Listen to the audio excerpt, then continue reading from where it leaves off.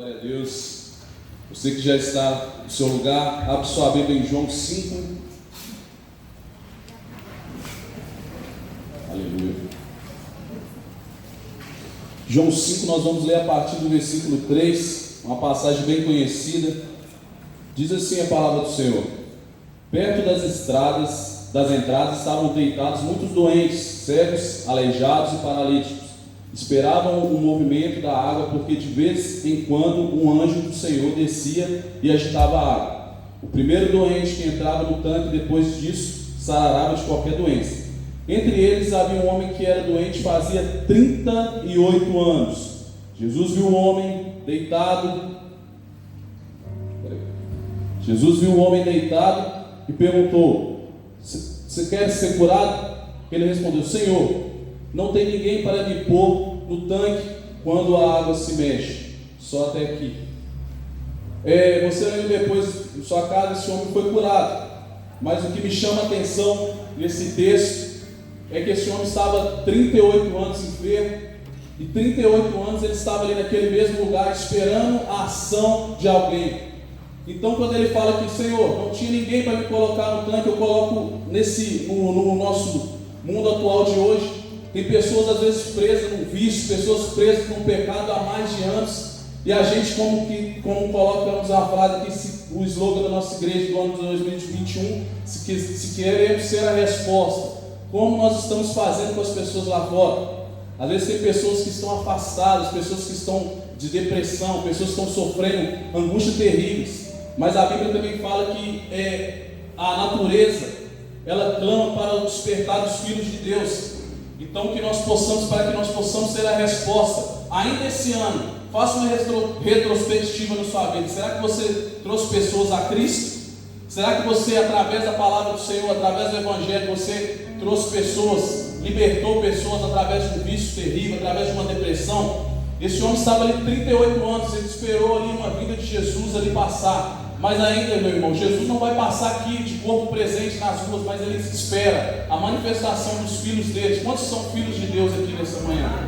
Então manifeste, sabe? São dias que as pessoas estão sem esperança, são dias que as pessoas estão sem um ânimo, esperando uma esperança, às vezes no governo, às vezes em uma outra coisa. Mas se nós queremos ser a resposta, que nós queremos ser alguma pessoa, a gente tem que despertar. A gente tem que começar a viver isso, pensar que tem pessoas lá fora que estão presas em vício, pessoas que estão lá fora presas no pecado há mais de anos, mas que a gente, como filhos de Deus, vamos despertar. Desperta no seu bairro, desperta na sua rua, no seu trabalho, sabe, gente? Nós falamos tanto já ser a resposta, nós vamos ser, em nome de Jesus nós vamos ser, mas nós precisamos despertar. A natureza aguarda com ansiedade despertar dos filhos de Deus, que você nessa manhã desperte. De uma maneira que você sabe, Daniel, esse ano ainda eu não ganhei vidas para Jesus. Esse ano eu não batizei ninguém, mas eu quero ser a resposta em 2021. Então comece a clamar: Deus, eu não quero passar o ano em vão. Se esse ano você teve colheitas, amém. Mas prepare-se para uma grande colheita,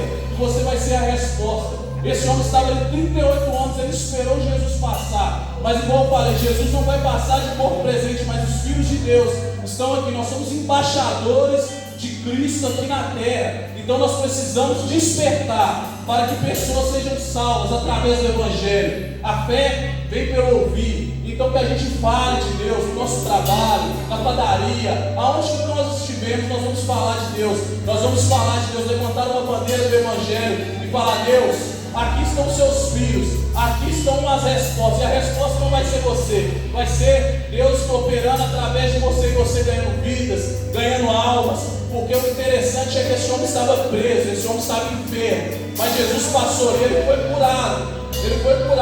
Às vezes não tinha ninguém para levantar ele, mas ele foi curado. Então que você possa ser essa pessoa que vai levantar os enfermos, ser essa pessoa que vai despertar os cativos, os oprimidos, os depressivos. Fala: Deus, me envia essas pessoas para mim, não porque eu sou bom, mas porque o que está em mim maior é o que está em nós do que o que está no mundo. Amém? Você pode orar, você pode clamar a Deus para ser a resposta. Ainda esse ano você vai ser a resposta para o quê? O Evangelho de Cristo. Amém? Deus, nós colocamos aqui, Pai, diante de Ti, Pai, nessa manhã, Pai. Ó Deus, em nome de Jesus, ó Pai, há pessoas lá fora que precisam ouvir Desperta-nos para nos falarmos do amor de Cristo que um dia nos alcançou, Jesus. Mas que nós não possamos ficar satisfeitos, ó Pai, porque nós já estamos salvos. Mas sim, Pai, como Paulo falou, que Ele está preocupado com aqueles que não estão salvos. Que nós possamos preocupar, Jesus, porque pessoas agora morrendo, indo para o inferno. Mas nós vamos despertar, nós vamos ser a resposta através do Evangelho de Cristo.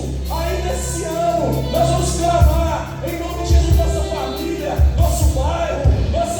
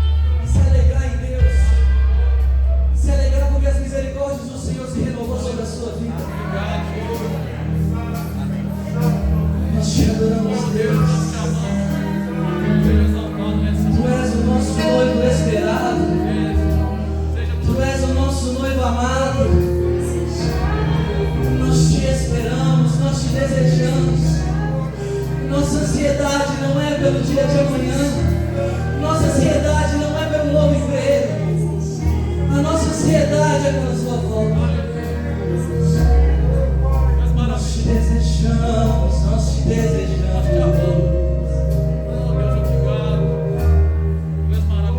Minhas lamparinas estão acesas.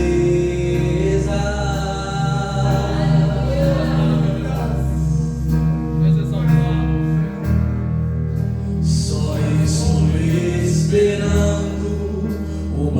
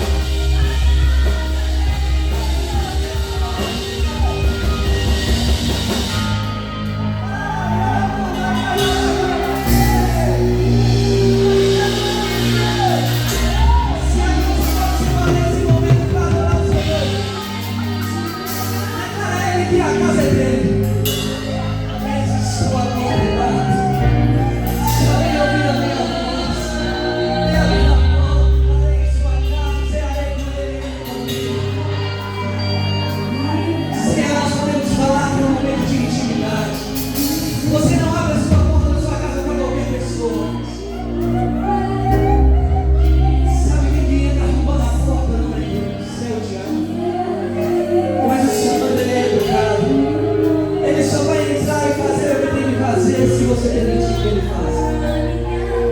Então eu queria que você declarasse isso nessa manhã. Ei.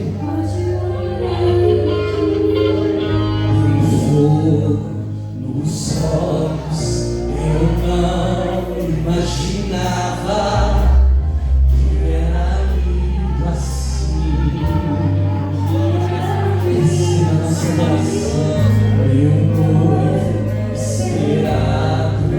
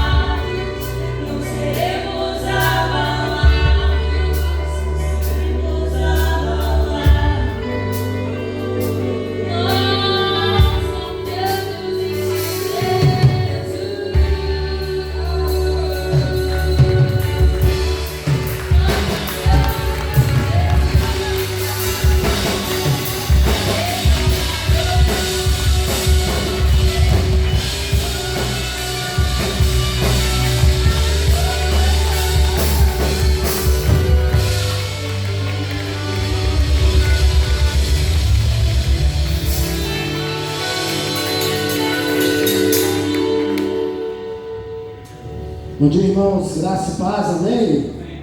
Pode se assentar, aleluia. As crianças de 3 a 11 anos podem ser direcionadas à salinha, onde serão ministradas, onde ouvirão a palavra de Deus, amém? A gente vai falar agora a respeito de dízimo e de oferta. Quantos aqui nos visitam nessa manhã? Deixa eu ver. Aleluia, sejam bem-vindos em nome de Jesus. Ficamos muito felizes com a presença dos irmãos. Você é uma bênção por estar aqui essa manhã, amém? Esse é um momento direcionado para os membros da igreja. Então, você que nos visita, não se sinta constrangido nesse momento, não se sinta constrangido a trazer nenhum valor aqui na frente, a não ser que você compreenda, que você entenda o valor do dízimo e da oferta em nome de Jesus. Amém? Vamos ler 1 Crônicas, capítulo 29. Depois o rei Davi disse a todo o povo: meu filho Salomão é o único a quem Deus escolheu, mas ele ainda é jovem sem experiência. O trabalho a ser feito é enorme, porque não se trata da construção de um palácio que vão morar pessoas, mas de um templo para Deus o Senhor. Para construir o templo do meu Deus, preparei com todo o meu esforço o material necessário, isto é, ouro, prata, bronze, ferro, madeira, pedras de ônix, pedras preciosas, pedras de várias cores, para os mosaicos e muita mármore, mas além de todos os preparativos que fiz para o templo, dei também prata e ouro que me pertence, pois amo o templo do meu Deus. Dei mais do que 100 toneladas do mais puro ouro e 240 toneladas de prata pura para revestir as paredes do templo. E agora, quem está disposto a dar ofertas ao Senhor Deus por vontade própria? Amém? Amém, igreja? Uma reflexão muito breve a respeito desse tema. Eu queria destacar 3 pontos que nós aprendemos com Davi durante esse texto, e o primeiro deles é que nós devemos contribuir para o crescimento da obra de Deus. Nós devemos contribuir, porque a obra a ser feita, ela é muito grande. Davi ele disse: olha, esta obra é grande, porque o palácio não é para homens, mas é para o Senhor. Davi estava falando a respeito da construção de um templo, de um palácio, e ele disse que aquela obra a ser realizada era uma obra grande. Da mesma maneira, queridos, nos dias de hoje, a obra que nós temos que realizar, nós temos para realizar como igreja, como a Batista Connect, inseridos nessa comunidade, a obra é muito grande. Amém? Nós estávamos aqui domingo passado na nossa assembleia, na nossa reunião, e foram projetados as nossas metas, os nossos alvos, os nossos desafios, irmãos. A obra é grande, amém? Glória a Deus por isso, porque nós acreditamos que em nome de Jesus nós podemos fazer a diferença nessa geração. Amém. Nós podemos fazer a diferença no lugar onde o Senhor nos plantou. Então, a igreja a ser implantada, a missionários a serem enviados, a pessoas a serem assistidas, a obra é grande. A segunda coisa que eu aprendo com Davi, em segundo lugar, é que nós devemos contribuir com liberalidade, porque Deus ele merece o nosso melhor. A Bíblia vai falar que Davi, ele com todas as suas forças, ele preparou as melhores coisas para a casa de Deus. Ele contribuiu com abundância. Deus, amados, ele é dono de tudo. Ele é dono do ouro, ele é dono da prata. E o texto vai dizer que Davi, ele separa aquilo que existia de melhor para a casa de Deus, sabe? Eu me lembro de uma palavra que o pastor Lendo ministrou no retiro de líderes. Ele falou sobre excelência, ele falou a respeito de detalhes. Nós temos que contribuir com excelência, sabe? E isso aqui eu não falo só apenas das finanças, mas em tudo que nós fizermos a respeito da obra de Deus, nós temos que fazer com excelência. Davi entregou o seu melhor, ele deu o seu melhor. Número 3, a Bíblia diz que Davi, ele não somente recolheu as ofertas, mas ele também deu da sua própria riqueza. Nós devemos contribuir movidos por grande amor, por grande compaixão. Sabe o que o apóstolo Paulo ele vai falar? Ele vai falar que ainda que entreguemos todos os nossos bens aos pobres, e se não tivermos amor, nada disso será proveitoso. Nós devemos contribuir com amor, porque nós cremos que através da nossa contribuição, vidas serão alcançadas, o reino de Deus vai crescer. Amém? Fica sobre os seus pés, você que vai participar desse momento, você que vai contribuir, você que também nessa manhã não vai participar, fique sobre os seus pés. Vamos agradecer ao Senhor, feche seus olhos. Pai, nós queremos te agradecer por cada dizimista, por cada ofertante dessa manhã. Deus, nós agradecemos ao Senhor por essa rica oportunidade de participar desse momento, porque nós cremos, nós acreditamos, nós estamos cientes que este momento ele contribui para o crescimento do teu reino, para o crescimento, ó Pai, para a expansão da tua obra que há de ser realizada nessa terra. Deus, o pedido nós temos ao Senhor, que o Senhor, ó Pai, possa abençoar cada pessoa que participa, que contribui. Deus, abra as portas, ó Pai, que o Senhor, ó Pai, possa abençoar cada trabalhador dessa casa, que o Senhor, ó Deus, possa abrir a porta para cada desempregado, ó Deus. Nós cremos que há uma grande obra que o Senhor realizará em nós e através de nós, por isso nós te agradecemos em nome de Jesus. Amém. Fique à vontade. A paz do Senhor, amém? Quantos estão com o coração preparado para ouvir a palavra nessa manhã? Amém? Quero chamar aqui o pastor Enio, nosso convidado, pastor Enio, um amigo.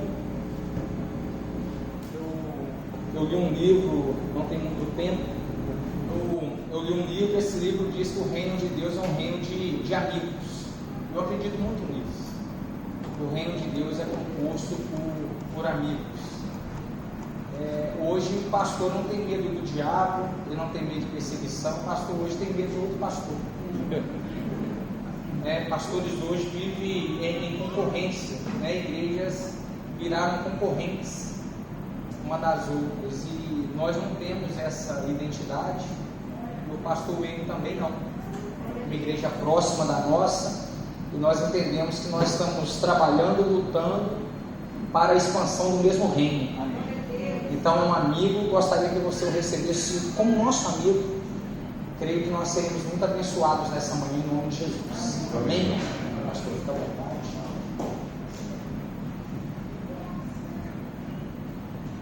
Amém. Obrigado, pastor, pela consideração. A recíproca é verdadeira. Igreja, bom dia, graça e paz. Amém. E muita misericórdia. É um privilégio poder estar aqui com vocês em momentos tão críticos, onde a palavra de Deus é mercadejada. Então quero agradecer a confiança do pastor Lênin, toda a equipe. É bom estar aqui revendo alguns amigos, revendo ovelhas que congregaram conosco. E eu cresci nessa região aqui. Eu tenho muitas tias que moram aqui, Rua 357, 21, Rua 9, Rua 23, bastante pessoas. Nadei numa lagoa que tinha aqui perto, quase morri afogado. A Jesus tinha uma obra na minha vida. E pastor Lênin, é um privilégio, tua honra te precede. Quero orientar a igreja, honre pastores de vocês. Onde eu tenho a oportunidade de falar isso, eu falo, honre pastores de vocês. A Bíblia manda a gente honrar os pastores para que nós possamos trabalhar sem gemer. E pastor hoje, infelizmente, ou é muito idolatrado, ou é muito desprezado. E Paulo vai dizer que nós somos de barro, ou seja, falando da nossa fragilidade. Obrigado, irmão. Mas fala que nós temos um tesouro muito grande dentro de nós, e é Cristo, para não sermos também desprezados. Então que Deus abençoe a vida de vocês, essa igreja com muita graça, que essa igreja continue rompendo em fé, em muita misericórdia. Por que eu falo isso, irmãos? Porque nós pastores convivemos com três aspectos. Um deles é a solidão. Infelizmente vocês, quando têm uma dificuldade, vocês podem chegar e conversar com o pastor de vocês, com os pastores. Mas e nós, pastores? Então nós temos uma equipe que nós conversamos, ou então com o próprio Deus. Nós também tomamos decisões difíceis que nem todo mundo entende. E o terceiro aspecto do ministério pastoral, o terceiro aspecto de um ministério pastoral, além da solidão, além de tomar decisões difíceis, irmãos, é a ingratidão. Nós vivemos com muita ingratidão. Então, que Deus abençoe ricamente a vida de vocês, para que possam entender que trabalhar com 500 é melhor do que trabalhar para 500, em nome de Jesus. Mas eu vim falar da palavra de Deus, né? Então, que Deus nos dê graça. Então, abra por gentileza a Bíblia de vocês no Evangelho de Lucas, capítulo 7, verso 11. Falei com o pastor que é uma palavra simples, muito conhecida dos irmãos. Fala sobre a ressurreição de um único filho de uma viúva. Estou vendo que os irmãos estão com um tema muito bacana. Seja a resposta bacana, mas muito comprometedor. Então, que Deus dê graça a essa igreja para que você seja a resposta. Quando Jesus fala lá em Apocalipse que está a ponto de vomitar aqueles que são mornos, ele se refere justamente a isso, a quem não tem uma resposta para as pessoas, para quem não tem uma resposta de medicina ou de alívio para as pessoas, porque a água quente era usada de forma medicinal e a água fria era utilizada como refrigério para os viajantes cansados. Então ele está falando para a igreja: se você não tiver uma resposta, se essa igreja não for uma resposta de refrigério nem de medicina para as pessoas, serão vomitados. Os irmãos encontraram?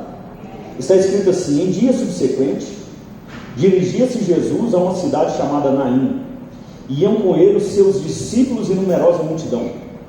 Como se aproximasse da porta da cidade, eis que saiu o enterro do filho único de uma viúva, e grande multidão da cidade ia com ela. Vendo-a, o Senhor se compadeceu dela e lhe disse: não chores. Chegando-se, tocou a esquife, e parando os que conduziam, disse: jovem, eu te mando, levanta-te. Sentou-se o que estivera morto e passou a falar, e Jesus o restituiu à sua mãe. Todos ficaram possuídos de temor e glorificavam a Deus, dizendo: grande profeta se levantou entre nós, e Deus visitou o seu povo. Essa notícia a respeito dele divulgou-se por toda a Judéia e por toda a circunvizinhança.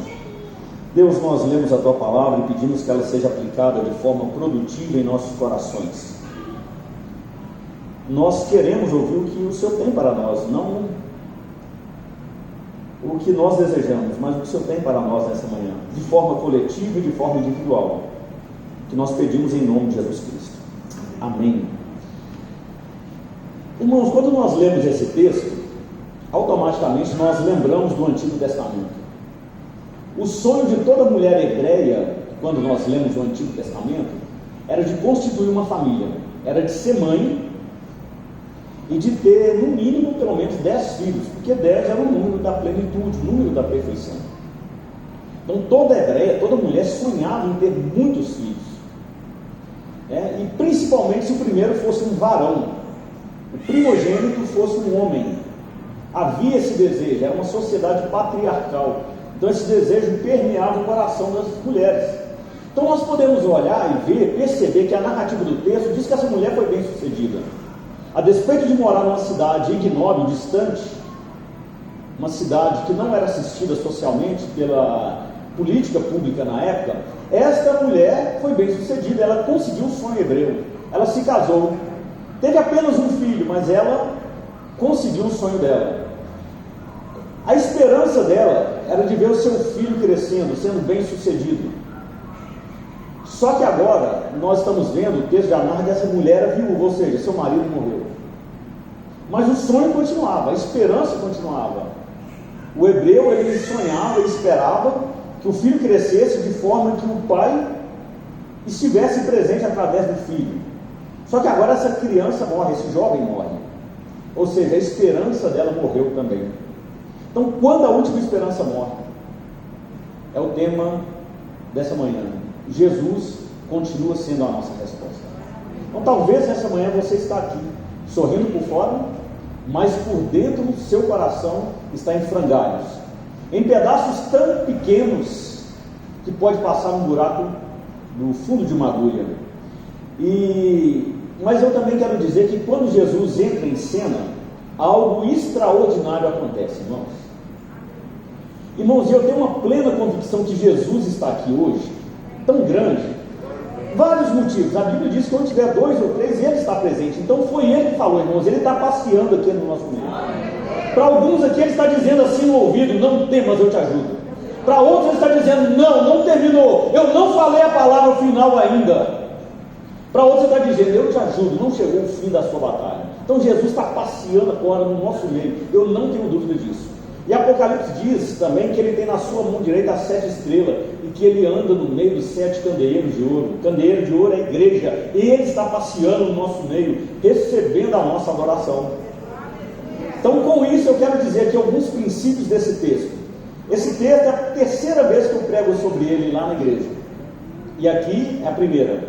Eu comecei falando sobre, lá um tempo, sobre a maior dor que uma pessoa pode sentir, o maior amor e demonstração de carinho que uma pessoa pode demonstrar, que é o caso de Jesus, e quando a dor se encontra com a misericórdia, era o 3º tópico. Depois eu evoluí para 4 encontros: o encontro de 2 multidões, a multidão da alegria e da tristeza, o encontro de 2 sofredores, aquela mulher sofrendo em Jesus, depois o encontro de 2 filhos únicos, aquele filho único que morreu, destinado a viver, e o Filho único de Deus destinado a morrer para dar vida para nós, e o último encontro de 4 inimigos, a morte e a vida. E hoje já está em praticamente 22 tópicos aqui, mas alguns eu vou só citar, nem vou demorar. Então vamos lá para o primeiro. Em primeiro lugar aqui, irmãos, nesse texto eu aprendo que amanhã é um novo dia. Amanhã é um novo dia. O que isso quer dizer? Que não importa como você tem vivido, não importa o que você tem passado hoje, não importa o que aconteceu, eu quero tranquilizar o seu coração através, por intermédio da palavra de Deus, dizendo que amanhã é um novo dia. Os irmãos cantaram aqui de forma magnífica, maravilhosa, o primeiro hino que diz: o choro pode durar uma noite, mas a alegria vem pela manhã. Irmãos, esse texto eu ficava encabulado com esse texto, pastor Leandro, porque se nós formos olhar, grosso modo, de forma assim muito racional, um dia 12 horas, uma noite 12 horas. Então a metade do cristão é chorar e a outra metade é sorrir. Então eu falei: Deus, não pode ser, está pau a pau, 50% eu choro, 50% eu fico alegre. Aí debrucei no texto, fui estudar o texto. Aí lá no hebraico, sabe o que significa esse texto, na verdade? O choro vem nos fazer uma visita durante a noite, mas a alegria habita de forma permanente em nós. Então o choro é um visitante, ele passa por nossa vida, bate na porta e entra sem ser convidado, mas a alegria habita em você e em mim. Nós somos templo do Espírito Santo. A alegria do Senhor é a nossa força, é o mandamento de Jesus: alegrai-vos. Outra vez vos digo, alegrai-vos. Alegria, irmãos, é mandamento, e quem não é alegre está em pecado, porque se Jesus mandou e eu não faço, é pecado. Agora isso quer dizer que a minha vida vai ser 100%, irmãos, de coisas favoráveis? Não. Isso quer dizer, irmãos, que eu tenho alegria mesmo diante da guerra. A palavra shalom, ela tem 18 dimensões, 18 significados diferentes, e um deles é o seguinte: eu tenho paz mesmo diante de uma guerra, porque quem habita em nós é o príncipe da paz. Aleluia. Então o choro pode durar uma noite, mas a alegria vem pela manhã. Primeiro princípio: amanhã é um novo dia, é o que diz o verso 11, no dia seguinte, ou seja, em dia subsequente. Segundo tópico, irmãos, Jesus chegou mais perto. É o que vocês estão fazendo e vão continuar fazendo em 2021, sendo a resposta para as pessoas chegarem mais perto. Essa mulher mandou uma mensagem de WhatsApp, irmãos, pedindo Jesus para ir. Jesus recebeu um e-mail, um telefonema. A equipe de multimídia mandou uma mensagem? Ninguém mandou. Jesus saiu de Betânia, irmãos, lá de Cafarnaum, e andou 40 quilômetros, cerca de 10 horas na época. Se fosse de carro hoje, 35 minutos. Jesus andou cerca de 10 horas, deve ter saído 6h30, 7 da manhã, para chegar no final da tarde, e encontra no portão da cidade com essa mulher. Jesus chegou mais perto. Irmãos, isso enche o meu coração de gozo. Sabe por quê? Porque lá em Apocalipse 3:20 diz que é Ele que bate na porta. Eu não precisei esmurrar a porta do céu dizendo: Jesus, me deixa entrar. Ele se fez carne e veio a este mundo de trevas. Você não vai encontrar um homem procurando Deus. É Jesus que está batendo na porta, insistindo, fazendo um convite extraordinário. Eu quero entrar, quero ser companheiro, quero comer pão com você. Em Jeremias, irmãos, a Bíblia diz que Ele nos amou e com laços de misericórdia Ele nos atraiu. É Deus que nos chama. Em Gênesis capítulo 3 vai dizer que o homem pecou, escondeu-se de Deus, e é Deus quem o procura. Lá em Lucas capítulo 15 fala sobre uma parábola com 3 argumentos. O argumento de um pastor que deixou uma ovelha, as 99 no aprisco, que foi atrás de uma mulher que perde uma dracma dentro de casa, e de um pai que tem 2 filhos. Um vai embora, mas nunca deixa de ser filho, e um que é filho permanece, mas nunca foi filho. Tem uma consciência de servo. E nos 3 aspectos, nos 3 argumentos da única parábola, o que acontece? O pastor que vai atrás da ovelha, a mulher que procura a dracma perdida, e é o pai, no verso 20, que quando vê o filho de longe. Irmãos, esse texto enche meu coração de gozo. Vamos imaginar como é que esse camarada estava? Esse camarada estava fedendo, irmãos. Ele estava cheirando azarro, papo rabane, não estava cheirando couros. Imagina o cabelo dele, devia estar maior do que o do Thales, cuidando de porco, irmãos. Imagina como é que o bicho tinha uma colônia, irmãos, de bicho de pé, tinha um condomínio de bicho de pés nele. Devia estar com um espeto de laranja assim, aqueles espinhos de laranja grandão, para arrancar bicho de pé enfiado assim no cabelo. Quando ele passava, nem os vizinhos reconheciam, debaixo daquele cheiro fétido, todo sujo, cabeludo, descalço, maltrapilho, imundo. Mas o pai o reconhece de longe. O pai, quando vê de longe, vai correndo, lança no seu pescoço, lhe dá um beijo. Aí quando ele tenta explicar: pai, pequei contra o céu, ele tenta fazer uma inflexão na voz, ele tenta fazer uma conjunção, ele tenta fazer uma redação bem colocada. E o pai interrompe e fala: filho, não é hora de dar explicação, é hora de festa. Manda trazer chinelos para o meu filho, quem anda descalço é escravo, e ele é meu filho. Põe um anel, deve ter empenhorado na Caixa Econômica da época. Anel significa filiação, eu pertenço a uma família. E traz veste nova, significa nova vida. É o pai que foi ao encontro dele. Irmãos, esta semana, esse último mês, que eu fiz apelo assim, para a pessoa individual e elas aceitaram Jesus, foram 7 pessoas, 8 pessoas. Só que eu fiquei muito triste. O último Adenilson, evangelista Adenilson, um amigo de quase 3 décadas, estava comigo. Foi sábado passado? Sábado passado. O rapaz queria me aceitar como salvador da vida dele. Eu falei: não, é Jesus que salva. Não, eu quero você. E ajoelhou na minha frente, falou: me perdoa os meus pecados. Aí, irmãos, eu comecei a imaginar, deve ter algumas pessoas que devem estar me aceitando mesmo. Deve ter algumas pessoas que estão se convertendo com a minha palavra. Sabe por quê, irmãos? Porque quando a pessoa se converte a Jesus, ela para de pecar. Quando uma pessoa aceita a palavra de Deus muda o coração dessa pessoa. E no mais também, essas 8 pessoas, todas elas me procuraram. E o Evangelho diz o seguinte: ide e pregai o Evangelho. Se elas estão vindo, é porque eu não estou indo. E a proposta da igreja aqui é clara: seja resposta. É você que vai ser resposta. Então, irmãos, chegou mais perto. É o que diz o texto: ao se aproximar da porta da cidade, Jesus se aproximou daquela mulher. A igreja precisa se aproximar de pessoas que estão morrendo agora nos vícios, em pessoas que estão se prostituindo, em pessoas que estão procurando agora, irmãos, um alívio através do autoextermínio. No meio dessas 8 pessoas, uma jovem mandou uma mensagem para mim dizendo: eu quero suicidar, eu quero pular na frente de um carro. Há pessoas desesperadas. E não é o governo estadual, federal, municipal que será a resposta para essa pessoa. É a igreja do Deus vivo que anda com Deus vivo. Aleluia, amém, Jesus. Terceiro lugar, irmão, Jesus promove um choque de visões. Olha o que diz o verso aqui. Estava saindo o enterro do filho único de uma viúva e grande multidão da cidade o acompanhava. Então, irmãos, o encontro se deu no portão da cidade. Porque o judeu, o cemitério era do lado de fora, ele não podia enterrar na cidade. E não podia deixar para o outro dia velar. Então, com certeza que era por volta de 17 horas. 17h30 no máximo. E geralmente a viúva estava na frente. Algumas pessoas jovens, devido à força, carregando aquele caixão. Na verdade era um pedaço de pano ou de tábua, e onde 4 pessoas seguravam.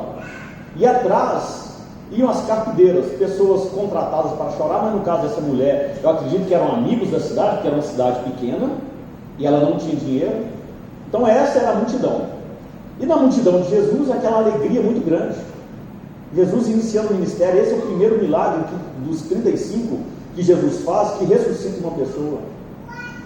Então, irmãos, na multidão de Jesus, eles estavam seguindo o dono da vida. Na multidão da viúva, eles estavam seguindo um rapaz morto. Era a multidão da esperança com Jesus. Com aquela viúva, uma multidão do desespero. Com Jesus, eles estavam indo para a cidade, igual nós estamos indo para a Nova Jerusalém. E na multidão da viúva, estavam indo para um velório, para o cemitério. Espiritualmente, irmãos, isso significa que eu e você pertencemos a uma dessas duas multidões. Ou nós estamos na multidão da alegria, ou nós estamos na multidão da tristeza. Só que Jesus utiliza aqui, irmãos, de uma forma tremenda o seu ministério em vida, que une essas duas multidões, promovendo um choque de visões muito grande. Imagina, irmãos, aquele povo triste chorando e aquele povo agora alegre com Jesus cheio de esperança. Então Jesus promove um choque de visões, quando as duas multidões se encontram. Em quarto lugar, irmãos, o encontro de 2 filhos únicos. Olha o que diz o verso 12: estava saindo o enterro do filho único de uma viúva. Filho único. Aquela mulher tinha apenas um filho. Vamos imaginar a cena dessa mulher, irmãos? Essa mulher fazendo agora, arrumando o quarto. Imagina essa mulher cozinhando. Para nós que já casamos, saímos de casa, nossas mães, nossos pais sentem a maior alegria quando nós voltamos lá para almoçar. A minha mãe faz arroz, feijão, carne moída com macarrão, frita linguiça, frita bife. Ela quer fazer de tudo para nos agradar. Mas quanto a ela, só ela e meu pai, eu entendo que ela pega a janta e faz um mexidão para os dois. Agora imagina essa mulher cozinhando só para ela, arrumando o quarto do filho. Filho único que morreu, mas destinado a viver, porque encontraria com Jesus. E Jesus, o Filho único de Deus, destinado a morrer por mim e por você. E quando eu falo que Jesus é o único, irmãos, eu quero dizer que de fato Ele é o único. Há grandes homens na história que receberam o título de grande. Alexandre Magno, terceiro, filho de Filipe II, foi tão conhecido pela sua grandeza, pelas suas conquistas, que o seu nome ficou conhecido como Alexandre o Grande. Herodes, tetrarca, também foi conhecido como Grande. Átila, o Huno, também foi conhecido como Grande. Muitos homens na história foram conhecidos como grandes, mas Jesus, Ele é o único. Alexandre o Grande e Jesus, ele tem uma semelhança muito grande. Ambos começaram com 30 anos e ambos morreram com 33 anos. Só que existem algumas diferenças e eu gostaria de traçá-las aqui para os irmãos. Alexandre o Grande nasceu em uma mansão. Jesus nasceu numa manjedoura. Alexandre era filho de rei. Jesus era filho de um carpinteiro. Alexandre nasceu e viveu para si mesmo. Jesus nasceu e viveu pelos pecadores. Alexandre morreu adorado como um rei. Jesus morreu zombado como um criminoso. Alexandre morreu em esplendor na Babilônia. Jesus morreu em vergonha no Calvário. A vida de Alexandre era vista como um grande êxito pelos seus generais pelos seus contemporâneos. A vida de Jesus era vista como um sombrio fracasso. Alexandre derramou o sangue de milhões para construir seu próprio império. Jesus derramou seu próprio sangue para construir um império de amor. Alexandre procurou ganhar a vida para perdê-la após a morte. Jesus perdeu a sua própria vida para ressuscitar glorificado e está aqui no nosso meio hoje. Alexandre conquistou todos os tronos. Jesus conquistou todos os túmulos. Alexandre se fez Deus, mas morreu como homem. Ele deu uma ordem para todas as cidades da Macedônia e da Grécia que o adorasse como um Deus depois dele morto. Jesus se fez homem, mas ele é Deus. Alexandre escravizou todos os homens. Jesus liberta todos os homens. Alexandre edificou seu trono com sangue e poder. Jesus derramou seu próprio sangue para construir um império de amor. Alexandre ganhou tudo aqui na vida, sobre a terra, mas perdeu tudo que tinha. Alexandre ganhou tudo que tinha sobre a terra, mas perdeu o céu. Jesus perdeu tudo que tinha nessa terra, mas ganhou o céu para nós. Alexandre viveu como milionário, mas morreu como indigente. Jesus viveu como pobre, mas ganhou a riqueza para milhões. A filosofia de Alexandre era ganhe tudo que você puder. A filosofia de Jesus é dê tudo que você puder. Irmãos, com Alexandre está Napoleão, Idi Amin, Gaddafi, Bin Laden e muitos outros tiranos da história. Com Jesus, irmãos, está Paulo, John Wesley, Calvino, Pastor Leno, Igreja Batista Coné, está eu.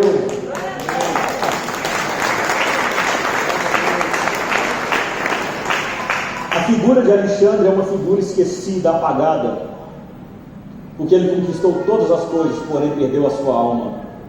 Jesus tudo perdeu, mas fundou seu reino eterno. Alexandre entrou para a história. Jesus transformou a história, inclusive a nossa. Alexandre morreu para sempre, mas Jesus vive para sempre.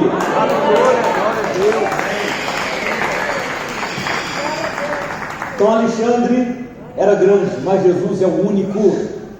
E o único Filho de Deus está aqui nessa manhã conosco. Em quinto lugar, irmãos, o encontro de dois sofredores. A Bíblia diz, irmãos, olha só o que diz o verso 13: logo que Jesus a viu, se compadeceu. Sabe o que está dizendo aqui? De forma imediata. Jesus não colocou na agenda dele. Jesus não pediu para a secretária olhar o tempo que ele poderia atender. Nós fazemos isso, Jesus não. A Bíblia diz, logo, de imediato que Jesus a viu, ele se compadeceu. Mas hoje se fala muito de empatia, muito utilizado na psicologia, o termo empatia. O que é empatia? Se colocar no lugar do outro, sentir o que o outro sente, sem ser o outro. E naquela multidão de pessoas tristes, Jesus vê alguém que lhe chama a sua atenção. Jesus viu aquela viúva. Mas o que aquela viúva tinha para oferecer a Jesus? Nada. Ela não tinha diplomas pendurados em suas paredes. Ela não tinha um saldo bancário alto. Essa é a diferença de Jesus, irmãos. Quando Ele salvou a mim e a você, Ele não olhou a cor da nossa pele. Ele não olhou os nossos títulos. Ele não olhou o nosso saldo bancário. Jesus decidiu amar você e a mim, para que nós sejamos resposta para as pessoas. Então o texto é bem claro, logo que a viu, se compadeceu. Isso quer dizer, irmãos, que ele não demorou a perceber o sofrimento que ela estava passando. Ele ficou sensibilizado com isso. Nosso Deus não é o Deus distante, Ele é o Deus presente. A Bíblia diz que Ele habita num alto e sublime trono, falando sobre a sua soberania, mas também diz que Ele habita contrito e quebrado de coração para lhe fazer justiça. Ele habita com você. Sabe aqueles dias que nós não temos carne em casa para comer? Ele está lá na mesa com a gente. Sabe aquele dia que nós nos sentimos um lixo humano? Que nós sentimos as pessoas mais desprezadas? Ele está lá conosco. Sabe aquele dia que a gente acorda às 5h30 da manhã para bater o cartão com chuva, temos que pegar um metrô lotado, cheirando o sovaco dos outros, aqueles mais altos que nós? E parece que eles cortam uma cebola roxa e colocam debaixo do braço assim? Jesus está conosco. Mas nos momentos de bonança também Ele é o Deus presente. Então o encontro de dois sofredores. Talvez você veio aqui nessa manhã sofrendo. Jesus marcou um encontro com você. A Bíblia diz que ele é um homem de dores. Isaías vai dizer que olhando para ele não havia beleza nem formosura. Homem de dores, agradou a Deus moer a sua alma. Jesus é um Deus sofredor. Ele morreu por nós, sofreu naquela cruz. Irmãos, por mim, por você, Jesus passou por 3 tribunais iníquos, totalmente ilegais. Não havia nada de sólido contra ele. Hoje no direito existe um princípio chamado indúbio pro réu. Em caso de dúvida, a sentença tem que ser dada favorável ao réu. Jesus não usufruiu desse direito. Jesus foi condenado de forma compulsória, de forma arbitrária. E depois disso, ele foi zombado, cuspido, foi tirada a sua roupa. Ele carregou uma cruz que variava de 80 a 160 quilos. Foi colocada uma coroa na sua cabeça de espinhos e batido com um caniço. Houve muito sangramento nessa região encefálica. Jesus foi cravejado naquela cruz com pregos de 17 centímetros aproximadamente. Por 1 quilômetro ele andou carregando aquela cruz, colocado ao lado de malfeitores. A cruz era içada da seguinte forma: pregava-se a pessoa no chão, fazia um buraco, depois passava uma corda por cima de um varal e puxava. Quando a cruz batia o seu fundo no buraco, a carne tremia, era uma dor insuportável, dilacerante. Jesus foi chicoteado por mim, por você, homem sofredor, mas por mim, por você também. No terceiro dia ele ressuscitou, ele deixou aquele túmulo vazio, a cruz está vazia, ele está conosco nessa manhã. Um encontro de 2 sofredores. Se você é uma pessoa que está sofrendo, hoje é o seu dia de encontro com Deus. Em sexto lugar, Jesus tem uma palavra para mim e para você. Olha o que Jesus disse para aquela mulher: não chores. Não já imaginou que loucura de Jesus? Mulher sofrendo, perdeu o filho, viúva, pobre, e Jesus fala para a mulher não chorar. Porque Jesus é o único que pode enxugar as lágrimas. Então Jesus tem uma palavra para você. Oração, irmãos, não deve ser a última instância, a última coisa a ser feita. A oração tem que ser a primeira. Me lembro um dia, pastor Leno, que acordei de madrugada, 11 horas, quando deu 11 horas da manhã, e eu ali aflito ainda, naquele desespero, eu lembrei de um irmão, missionário Elci, um homem de Deus, um profeta. Falei, vou lá na casa do Elci, vou ver se Deus tem uma palavra para mim. E quando eu abri o portão da minha casa, irmãos, fui virar a esquina, Deus falou assim: que coisa feia você está fazendo. Você nem colocou a situação ainda diante de mim e vai procurar alguém que é limitado igual você? Deu uma vergonha muito grande. Voltei e fui para o joelho. E naquele dia Deus me renovou, porque Deus tem uma palavra para nós: não chores. Ele chega para a mulher e simplesmente não chora. Mas a matemática de Jesus não fecha com a nossa. Tem últimos que serão primeiros. Quando a gente perde a vida, a gente ganha. No Antigo Testamento, você podia retribuir na mesma proporção que alguém te fizesse mal. Era a lei de Italião: olho por olho, dente por dente, vida por vida, queimadura por queimadura, mão por mão, pé por pé. No Novo Testamento você só pode apanhar. Se bater num lado, você vira o outro. Se pedir para andar uma milha, você anda 2. Se de roubar a capa, você dá a túnica. Já imaginou o que é isso, irmão? Você está andando aqui na rua para o Brasil, aí chega um meliante e fala assim: perdeu o Playboy, dá o celular. Aí você comprou um iPhone, 30 e tantas parcelas, pagou a primeira. Aí você vira para o meliante e fala assim: olha, pode marcar aqui amanhã no mesmo horário? Eu vou trazer o fone, o carregador e a nota fiscal. É isso que Jesus está falando, irmãos. Parece loucura. Aí Jesus chega, os irmãos leram aqui no início, o pastor leu aqui sobre João capítulo 5, aquele homem 38 anos, irmãos, paralítico. Aí Jesus chega para ele e fala assim: você quer ser curado? Bom, se fosse eu, sabe o que eu ia falar? Não, estou esperando um shopping abrir para ir para lá, não quero não. Estou aqui de bobeira, não tem nada melhor para fazer. Estou aqui para assistir o final do campeonato brasileiro. Aí Jesus chega, irmão, fala: você quer ser curado? Olha as ideias de Jesus, irmão. Aí chega para uma mulher viúva, perdeu o filho, diga, não chora. Mas sabe por que é isso, irmãos? Porque Jesus respeita. O paralítico, ele tinha o direito de permanecer doente se ele quisesse. Essa mulher aqui, quando Jesus fala para ela não chorar, ele fala, eu vou enxugar dos seus olhos todas as lágrimas. Jesus tem uma palavra para você hoje, você crê nisso? Dos 435 mandamentos que nós temos no Novo Testamento, a maioria deles é o seguinte: não tenha medo, eu estou com você. Essa é a palavra de Deus para nós. Não tenha medo, eu estou com você. Ele está mesmo, irmãos. Jesus está comigo, Ele está com você. Ele vai na nossa frente. Nós não mudamos de religião. Jesus não deu um banho de verniz em nós. Ele nos fez nascer de novo. Somos nova criatura. Aleluia. O sétimo aspecto aqui, irmãos: o toque divino muda trajetórias. Os irmãos já ouviram falar de Midas, um deus da mitologia? Midas, ele, segundo a mitologia, ele tinha um dom especial. Tudo que ele tocava virava ouro. Já imaginou, irmão? Você pede um caminhão de briga, 10 metros, aqueles truncados, aí manda descarregar e coloca a mãozinha assim.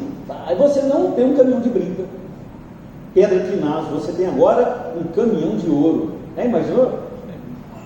Todas as moedas de R$1 que trouxe aqui no gasofilácio, só ficar com a mão assim, bate na mão primeiro, vira ouro.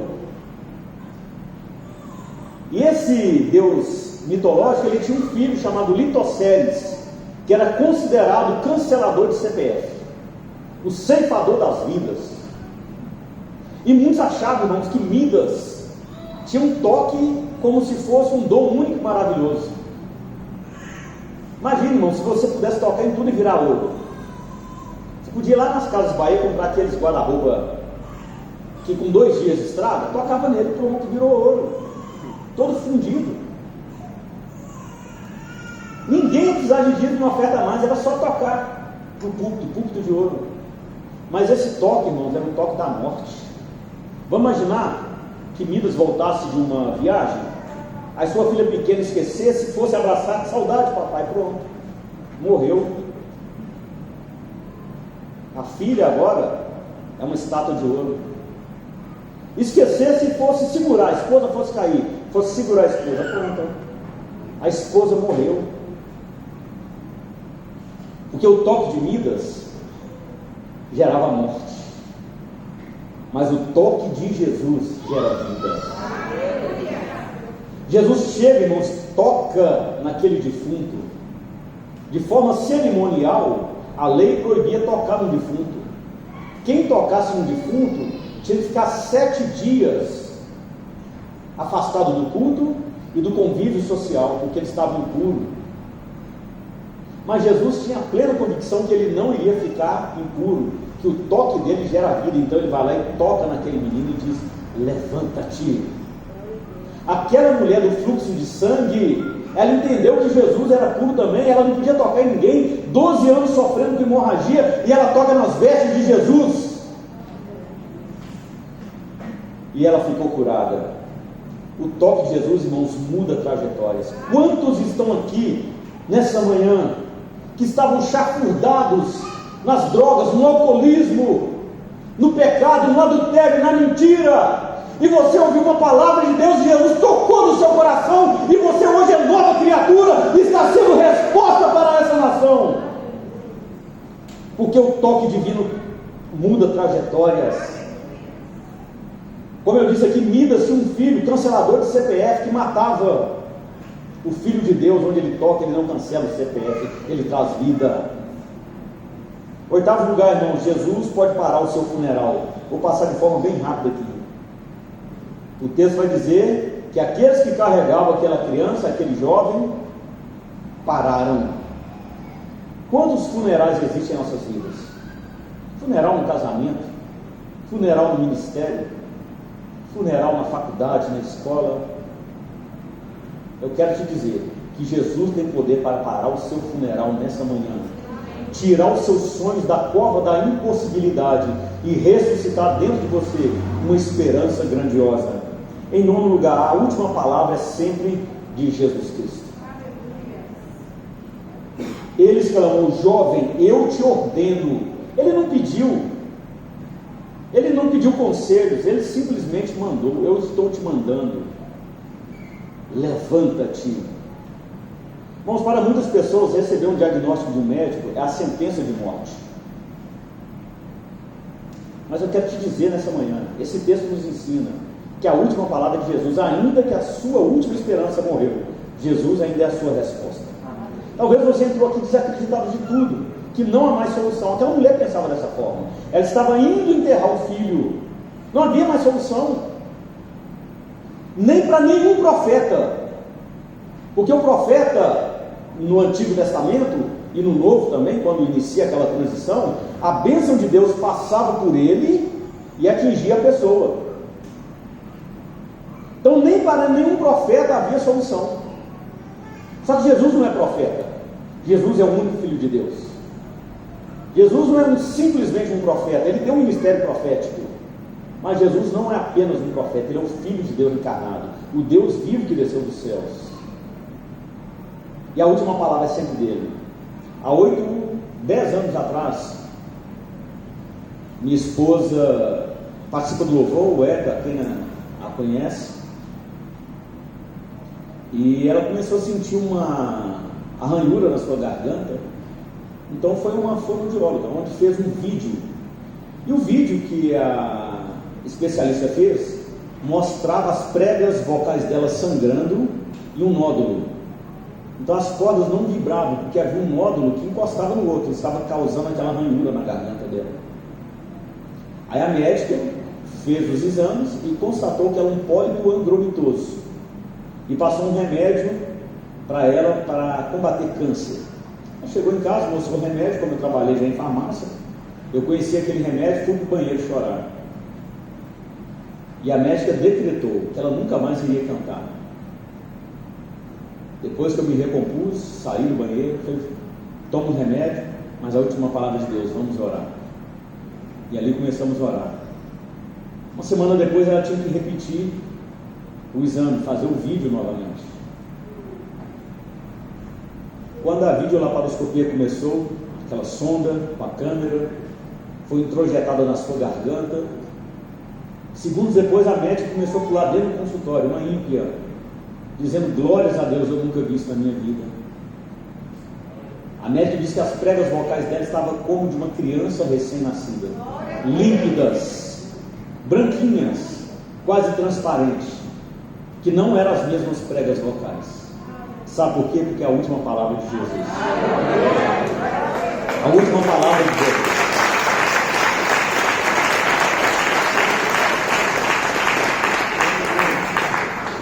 No mesmo período também, meu pai caiu numa altura que algumas pessoas dizem que foi de 12 metros, queda livre, em cima de uma lixeira na rua, no passeio, uma parede. O rapaz pegou uma tábua, meu pai trabalhando com construção civil, empurrou a parede que meu pai estava, e a parede desceu junto com meu pai. Aí meu pai foi lá para o Risoleta Neves, João 24. Eu trabalhava na UFMG, corri para lá. Quando cheguei lá, meu pai quebrou várias costelas. As costelas perfuraram o pulmão. Não sei se os irmãos lembram disso. Perfuraram o seu pulmão encheu de líquido. Ele pegou infecção generalizada, pneumonia, estufou o omoplata, estourou a cabeça, várias escoriações, trincou a bacia em 2 lugares, ficou gemendo em cima de uma maca. E como João 24 pertence ao UFMG, eu trabalhava lá, então eu tinha acesso aos médicos. E todo dia pela manhã, na troca de plantão, eu perguntava aos médicos: como está meu pai? A resposta era: o seu pai vai de mal a pior. E no outro dia eu perguntei novamente: como vai meu pai? O seu pai vai de mal a pior. Os antibióticos não estão fazendo efeito, a infecção generalizou, a pneumonia está acabando com o pulmão dele, e seu pai, a gente drena o líquido, o pulmão enche de líquido novamente. Aí depois ele já não estava aguentando mais eu perguntar como que vai meu pai. Ele falou assim: você acredita no milagre? Eu falei: acredito. Eu falei: então começa a rezar. Eu falei: doutor, pode deixar, eu vou começar a orar, oh meu Deus. Com 17 dias meu pai saiu de lá. está andando para todo lado, porque a última palavra é de Jesus Cristo. A última palavra de Jesus, irmãos. Se Jesus falou que acabou, então acabou. Se Jesus não falou que não acabou, não acabou ainda. Ainda que a sua sepultura esteja aberta, ainda que a sua morte esteja decretada, a palavra final é de Jesus Cristo de Nazaré. Aleluia. Em 10º lugar, a palavra de Jesus dá vida e levanta os caídos. No mesmo instante, o jovem que estivera morto se pôs sentado e começou a conversar. Um pastor, amigo nosso, foi pregar na Dutra Ladeira, tropeçou num fio e caiu. Os meliantes que estavam ali reunidos, todos começaram a rir dele. Ele falou: Deus, que vergonha, agora eu perdi até a graça de pregar. E Deus disse para ele assim: fala para eles que o cair é do homem, que nós caímos, mas ninguém precisa ficar caído, eles podem levantar assim como você levantou. E foi o que ele disse. Deu aquela palavra e houve um constrangimento muito grande entre eles, e muitos ali aceitaram Jesus naquele dia. Quem sabe que você está me ouvindo e caído na beira do caminho. Gente, eu fico triste em saber que infelizmente a igreja de Deus se tornou um campo missionário. Hoje nós temos que ter o cuidado e a inteligência de entender que nós não lidamos só com pessoas crentes, que nós lidamos com pessoas que cantam, que pregam, que dão dízimo, que sabem vários versículos de cor, mas são porcos lavados, nunca nasceram de novo.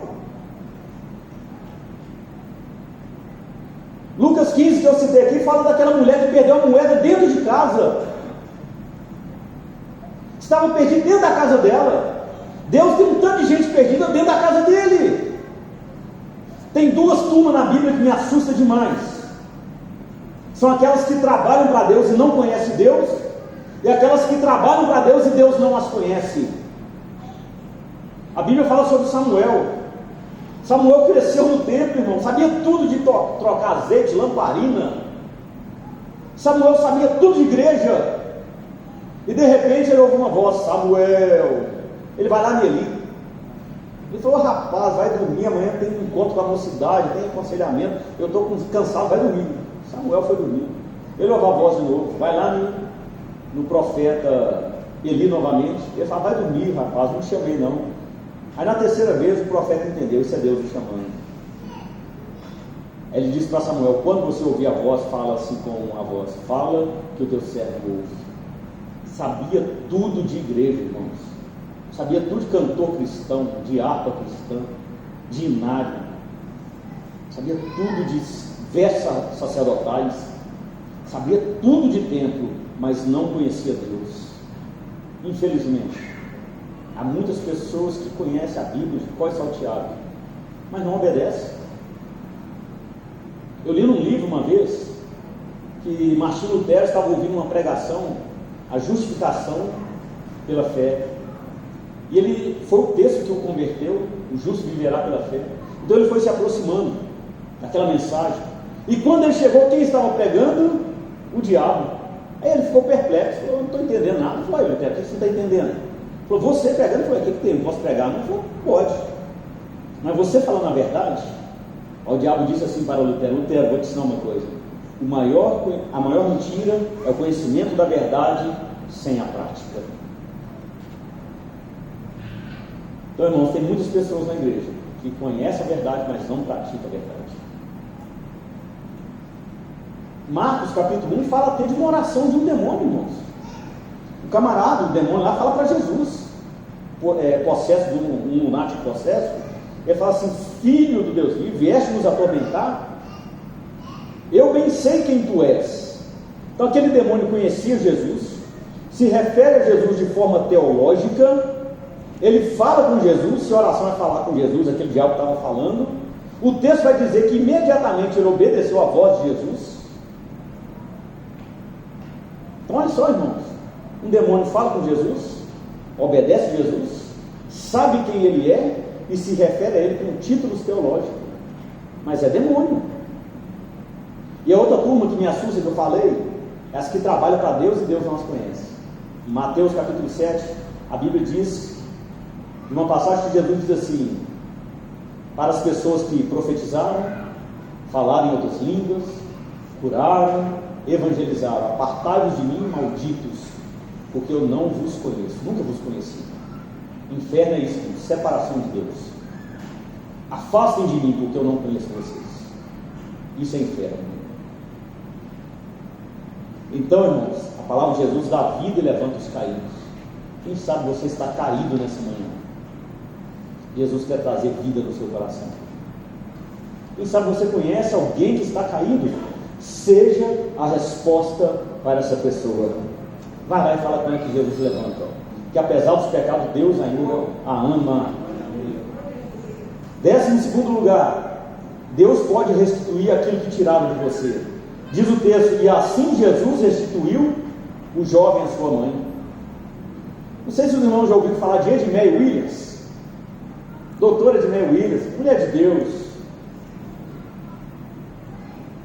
responsável pelo projeto Dona Marta e Maria, lá no Rio de Janeiro, no Morro Dona Marta. Teve um dia que ela começou um trabalho, a história dela é linda, começou um trabalho com crianças, e num aglomerado, ela fez um barraco de palafitas, muito estranho, conseguiu uma área grande, e veio uma chuva forte, e derrubou a casa dela, o barraco dela. E aquilo ela ficou muito triste. Os repórteres da época correram lá, e foram conversar com ela, perguntaram o que estava acontecendo. Ela foi e explicou que o barraco dela caiu, e eles começaram a zombar, dizendo: Edmeia, mas você cristã, o único barraco que caiu foi o seu? Ela falou: infelizmente foi. E onde fica Deus nessa história? Ela disse: continua no trono. Tá, mas você é cristã, o único barraco que caiu foi o seu? Você já perguntou a Deus por quê? Ela falou: eu já perguntei. Aos repórteres, em tom de ironia, de zombação, falou: e o que foi que o seu Deus respondeu? Ela disse assim: Deus me respondeu que para levantar um prédio de 4 andares, ele tinha que jogar esse barraco no chão.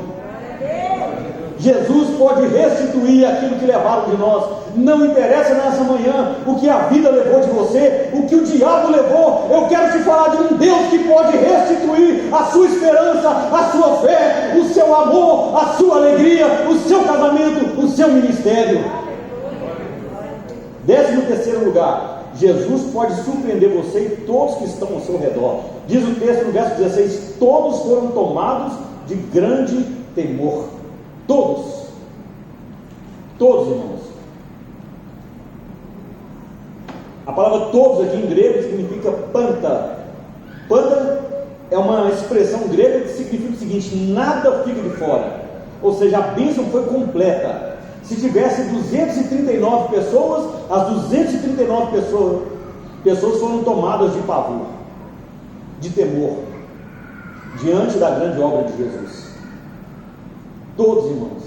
Isso aqui aponta, irmãos, para a coletividade. Irmãos, eu tenho uma birra quando eu ouço alguém falando assim: porque o meu Deus, o Deus que eu sirvo. Irmãos, a Bíblia não fala de um Deus individual. A Bíblia fala de um Deus pessoal, mas se referindo à pessoalidade dele.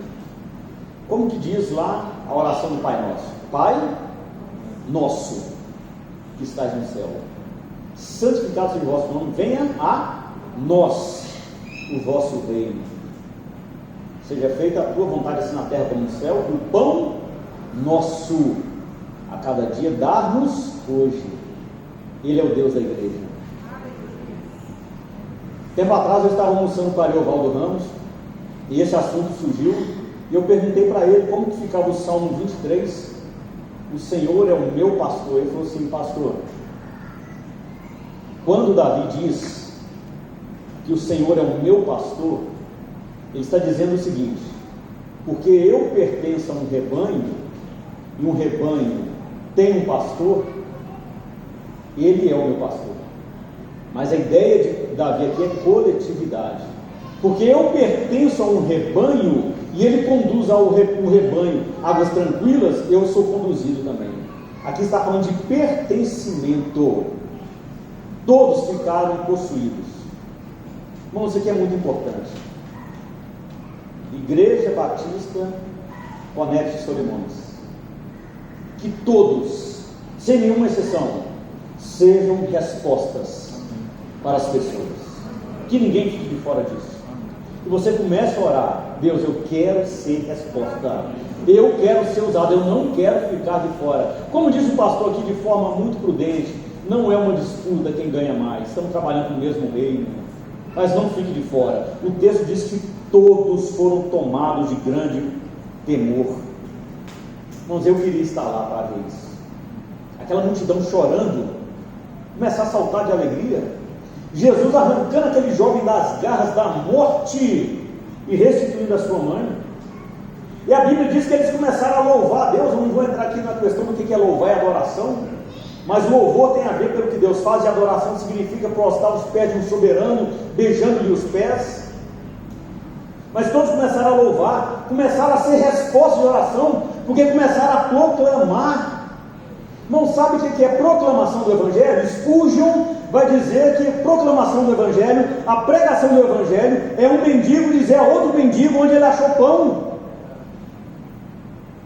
E se o mendigo tem pão, ele deixou de ser mendigo? Não, ele é um mendigo com pão. Mas ele pode dizer para outro mendigo onde ele achou pão. O que isso quer dizer, traduzindo para nós, igreja? Nós somos aqui pecadores. A Bíblia vai dizer, através do apóstolo Paulo em Romanos, que todos pecaram e destituídos estão da glória de Deus. Mas nós encontramos com o pão da vida. E nós podemos dizer para os pecadores lá fora que Jesus é o pão da vida, que quer alimentá-los. Irmãos, e não podemos fazer acepção de pessoas. Tem uma mulher lá no bairro que ela não tem uma boa fama, ela não goza de uma boa fama entre as pessoas. E teve um dia que eu estava fazendo uma caminhada lá no campo de Saga. Aí na primeira volta eu encontrei com uma mãe pedindo para orar para o filho que estava nas drogas. Parei, ouvi e continuei caminhando. Na segunda volta eu encontrei com outra pessoa pedindo oração. Falei, vou embora, não dá nem para caminhar. Só que quando eu estava indo embora, eu encontrei essa senhora. E ela falou, pastor, que bom te encontrar aqui. Aí, irmãos, eu comecei a olhar para o lado assim, para ver se alguém estava me vendo com aquela mulher. Porque aquela mulher não tem uma boa fama. Eu perguntei, chamei pelo nome, falei, como é que você está? Mas assim, já afastando, já indo embora. Ela falou, pastor, eu estou com fome. Eu falei, então depois nós conversamos. Aí quando eu estava indo embora, Jesus falou assim comigo, quem é você para achar que você é melhor do que ela? Se eu colocar a sua alma, a sua vida numa balança e a dela no outro lado da balança, o peso é o mesmo. O preço que eu paguei por mim, por você é o mesmo, por ela é o mesmo. Aí, irmãos, as barreiras caíram por terra. Eu falei assim, pode falar. Ela falou, mas eu estou com fome. Imagina aquela mulher com fome e eu falando que Jesus é o pão da vida. Ela imaginou um pão sovado com creme por cima, com manteiga, com um cafezinho. Aí levei ela na mercearia do seu Antônio. Falei assim, pode comer, pode pedir o que você quiser. Já viu o Tazo, aquele demônio da Tasmândia? Ela era igualzinho o Tazo. Começou a mandar descer coxinha, pingado, refrigerante. Eu não sei para onde foi tanta comida. Até a mulher comeu com força. Aí depois ela bateu assim na barriga e falou, pastor, agora pode falar que eu vou te ouvir. Aí eu comecei a evangelizá-la. Ela foi para a igreja, irmãos. Aceitou Jesus. Só que ela ia com uma saia que a gente não sabe se era cinto ou se era saia. Aí juntou a comissão das esposas ciumentas e foram lá conversar comigo. Constituíram lá uma presidente, ela foi falar comigo. Pastor, essa mulher, como é que ela vem para a igreja? Pastor, vê se pode. E sendo do lado do nosso marido. Eu falei para as irmãs, vamos fazer o seguinte, você sabe se ela está assim porque ela não tem roupas, ou se é porque ela gosta de andar dessa forma, se sentir uma guelzinha. Pastor, nós não sabemos não, mas isso é um escândalo. Eu falei, então tá, então vocês vão visitá-la essa semana, e vocês vão ver se ela tem roupa, ou se ela não tem roupa. Se ela não tiver roupa, é responsabilidade de vocês. Vou punir vocês agora, vocês vão chegar para ela, e vão conversar com ela, e vão suprir todas as necessidades dela. Fizemos um acordo, aceitaram, ficou de bom tamanho, foram visitá-la. Chegaram lá, irmãos, tinha um arroz e um feijão azedo há mais de uma semana em cima do fogão, banheiro todo sujo, guarda-roupa todo quebrado, amarrado com arame farpado. Começaram a chorar de vergonha, começaram a chorar de muita vergonha, porque julgaram aquela mulher, não foram resposta para aquela mulher, sem conhecer a necessidade dela. Aí na outra semana aparece ela lá com uma saia varrendo a rua. Ela sai caprichada, aquelas bem pentecostal para ela. Então, irmãos, o que eu quero dizer com isso? Que houve um temor, começaram a louvar a Deus e proclamar que Jesus era o Senhor. Lutero vai dizer que quando ele olha para ele mesmo, ele não consegue ver nenhuma razão para ele ser salvo. Mas quando ele olha para Deus, ele não vê nenhuma impossibilidade dele não ser salvo. Seja a resposta para essa pessoa. Por mais difícil que ela pareça ser, você foi levantado por Deus para ser resposta para as pessoas. Irmãos, o 16º tópico aqui fala que quando Jesus se levanta, algo extraordinário acontece. E ele está aqui nessa manhã. O 17 fala que você pode ter esquecido, mas Deus pode visitar a sua vida e mudar a sua história ainda hoje. Teve um dia que eu soltei da mão do meu pai, me perdi. E eu lembro que eu fiquei assim do lado da banca, agachado, com medo, perdido. Comecei a chorar. Eu pensei que eu nunca mais iria voltar para a casa do meu pai. Pensei que nunca mais eu iria ter comunhão e viver com meus irmãos. Lembrei do macarrão com carne moída que minha mãe faz, que é coisa de outro mundo, irmãos. Lá no céu vai ter esse macarrão.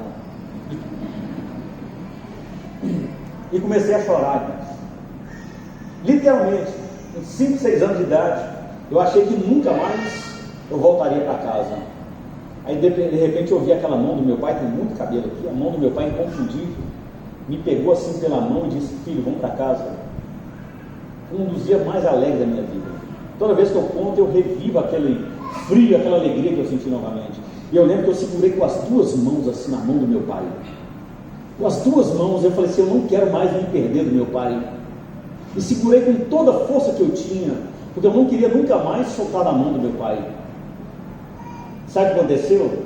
Cheguei em casa, voltei para casa. O que isso quer dizer? Segundo lugar, isso quer dizer que você pode ter, em algum momento da sua vida, ter se afastado do seu pai, mas a mão dele está hoje se estendendo para você. Não foi eu que achei meu pai, foi ele que me encontrou e me levou para casa. O pai está aqui nessa manhã com os braços abertos, dizendo: vem até mim. E a terceira reflexão é para você que está aqui hoje sofrendo. Itzhak Perlman, um grande violinista, atingido por pólio quando era pequeno, tinha um sonho de ser violinista. Cresceu, se dedicou, estudou. No seu primeiro concerto musical, quando ele foi tocar, a primeira corda arrebentou. E as pessoas ouvindo, esperando que ele parasse para trocar as cordas, ele continuou. Foi tocando de forma maravilhosa. No final do show, todos ali aplaudiram. Ele foi ovacionado. E os repórteres chegaram e perguntaram para ele: Itzhak, senhor Perlman, o que passou na sua mente? O senhor não parou em parar, trocar as cordas do violino? Ele falou: de forma alguma. Mas por quê? Ele falou assim: porque nós precisamos fazer canção com aquilo que nos resta. Então, para você que está sofrendo, talvez a corda do seu casamento arrebentou, talvez a corda lá no seu serviço arrebentou. Eu quero te dizer: continue fazendo canção com o que resta. Ainda há esperança para você. Que Deus te abençoe ricamente. Quero devolver a palavra para o pastor Lênin. Em nome de Jesus. Vamos sair daqui alimentados, supridos, mas que a gente não possa deixar essa palavra no meio do caminho. Às vezes eu fico preocupado, e eu falo de mim, não falo da igreja. Às vezes a gente passa por situações, a gente se percebe sem talento para poder resolver. Depois que aquilo passa, se resolve ou não, a gente lembra de uma palavra que a gente ouviu, que se a gente tivesse usado naquela situação, tudo tinha se resolvido. Então, ore a Deus para que essa palavra continue fresca, continue presente na sua vida. Amém? Pastor, obrigado. Que bênção. A gente foi muito abençoado, muito agraciado por Deus. E nós tivemos a nossa fé fortalecida. Então o culto serve para isso, para a gente sair com a nossa alma fortalecida, né? Sairmos com o nosso espírito alimentado. Amém? Para a gente já despedir de vocês, amanhã, escola bíblica, segunda-feira às 8 horas, aonde era a igreja dos pequeninos. Nós nós iniciamos a escola na segunda passada, não cabia gente lá. E olha que eu não tinha anunciado no domingo à noite. Então amanhã chegue cedo que nós teremos uma escola abençoada, amém? Culto da virada, nós estamos fazendo inscrições para 2 cultos, um às 8 e o outro às 10h30. Queridos, o de 10h30, se eu não me engano, a última vez que eu olhei, nós tínhamos só mais 40 inscrições. Então você que pretende vir no culto das 10h, 22h30, faça sua inscrição. E o de 20h30, não chegamos à metade ainda do limite, mas a gente percebe que tem bastante gente interessada também. Então, por favor, escolha o seu horário para que a gente não perca o culto da virada, amém? Em nome de Jesus. Vamos ficar de pé, agradecer a Deus por tudo que nós experimentamos da parte dele nessa manhã. Deus, em nome de Jesus, nós queremos te exaltar, nós queremos te engrandecer, te bendizer por tua misericórdia sobre nós. Obrigado, Senhor, pela abertura que nós tivemos. Obrigado, Senhor, pela vida do Daniel, que abriu o culto de forma tão sábia. Obrigado, Senhor, pelo período de adoração. Obrigado, Senhor, pela oportunidade de ofertarmos a Ti. Obrigado, Senhor, pela palavra que nós ouvimos nessa manhã. Obrigado, Senhor, pelos nossos irmãos que estão aqui reunidos. Nós te exaltamos, nós entendemos, Senhor, que o Senhor esteve aqui, como o pastor pregou essa manhã, andando, passeando entre nós. Era nítido a sua presença. E assim nós agradecemos, mas pedimos, Senhor, não cesse de nos abençoar, não cesse de estar conosco. Obrigado pela vida do pastor Wendel. Obrigado, Senhor, pela disponibilidade. Hoje a igreja dele está fazendo aniversário, mas mesmo assim ele não mediu esforços para estar aqui nessa manhã. Esteja o abençoando com toda sorte de bênção, abençoando a sua família, o seu ministério. Nós colocamos a Igreja Batista ao Shaddai diante do Senhor. Oh Deus, nós ministramos bênçãos sobre essa igreja. Obrigado pela existência dessa igreja, obrigado por mais um ano, obrigado porque até aqui o Senhor tenha sustentado. Continue gerando graça, misericórdia e expansão sobre essa igreja. Obrigado, Senhor, por essa igreja estar em nossa cidade. Assim te agradecemos em nome de Jesus. Amém. Amém. Levante sua mão. Que a graça do nosso Senhor e Salvador Jesus Cristo, que o amor do nosso poderoso e soberano Deus, que as doces comunhões do Espírito Santo esteja sobre sua vida, sua casa, seu ministério, não só hoje, mas para todos sempre. Vão em paz e que Cristo os abençoe.